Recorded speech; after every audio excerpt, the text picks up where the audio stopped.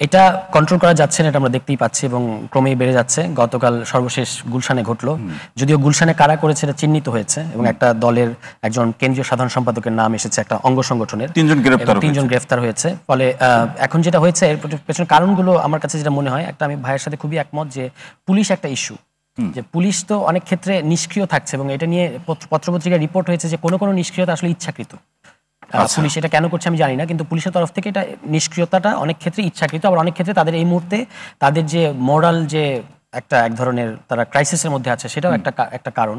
তো এই সব মিলিয়ে এটা ঘটছে, কিন্তু যে কারণেই ঘটুক সরকারের তরফ থেকে সরকারকে ভাবতে হবে, যদি তারা সরকার হিসেবে থাকতে চায় তাহলে তাদেরকে এই ঘটনাগুলোর স্ট্রিক্ট অ্যাকশন নিতে হবে। শুধু ষড়যন্ত্র বললে হবে না। মোরাল ক্রাইসিস সেটা কাটিয়ে উঠতে সময় লাগতে পারে, 7 মাস খুব বেশি সময় না হলে একেবারে কম সময় না, কিন্তু ইচ্ছাকৃত এটার পিছনে কারণ কি?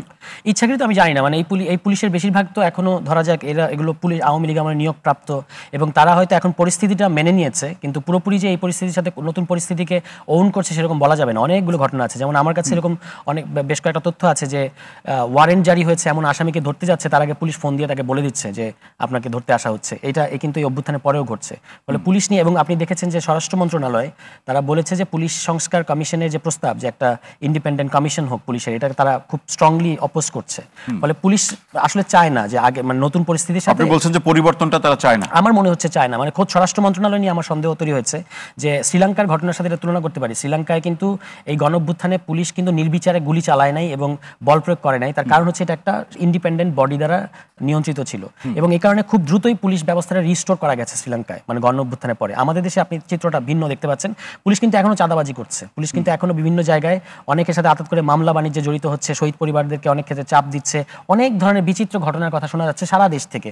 এখন এর খুব কিয়দ অংশ পত্রপত্রিকায় আসে, যে কারণে এগুলো নিয়ে আমাদের কথা বলার সুযোগ থাকে না, কারণ আপনি তো অথেন্টিক। কিন্তু এই অভিযোগও আছে তো কোথাও কোথাও আমাদের শিক্ষার্থীদের কেউ কেউ এর সাথে জড়িত নেতৃত্ব দিচ্ছেন, সেই অভিযোগ আছে। ধরুন শিক্ষার্থী তো বাংলাদেশে অনেক শিক্ষার্থী, এখন কারো বিরুদ্ধে যে অভিযোগ থাকে পুলিশ ব্যবস্থা নেবে না কেন? যখন পরিচয় দেয় সমন্বয়কারী তখন না, সমন্বয়ক বলতে এখন কিছু নাই, এখন সমন্বয়ক পদ বলতে কোনো কিছু নাই। তাহলে আপনি সমন্বয়ক পরিচয় দিলে, যদি দেয়ও, পুলিশকে কেউ বাধা দিয়েছে? এমন ঘটনা কি ঘটেছে কোথাও গিয়ে ধরুন সাধারণ মানুষের কাছে দিল, কোনো একটা ব্যবসা প্রতিষ্ঠান বা কর্মস্থলে গিয়ে দিল, তখন সেই জায়গার মানুষ কি করবে? মানে এমন কোনো ঘটনা নাই যেটা বের করা যাচ্ছে না কারা এর পেছনে জড়িত। যদি পুলিশ আন্তরিক হয়, বাংলাদেশের পুলিশের আমি এই সক্ষমতা অন্তত তাদের বিশ্বাস করি যে তারা বের করতে পারবে।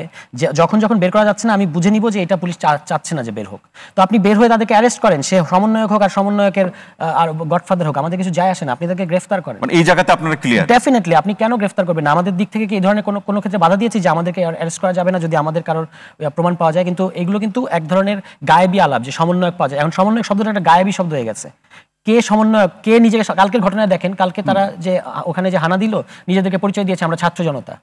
পরে দেখা গেল যে একটা অঙ্গ সংগঠনের তিনি কেন্দ্রীয় সাধারণ সম্পাদক, ওই যিনি প্রধান মাস্টারমাইন্ড, কি নাম, জুয়েল খন্দকার, তিনি একটা রাজনৈতিক দলের।